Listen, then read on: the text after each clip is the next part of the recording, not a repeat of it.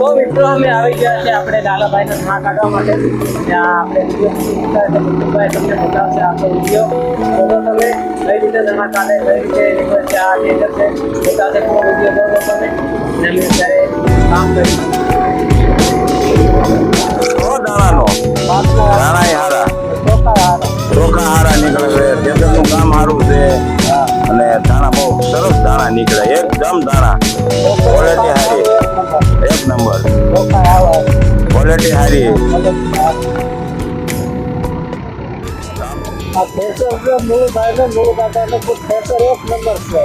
હાવ ચોખ્ખે ચોખા, કઈ દાખલા બાખલા એવું કાંઈ નિકાલ કરવા પડે જ ના. હાવ ચોખા છે.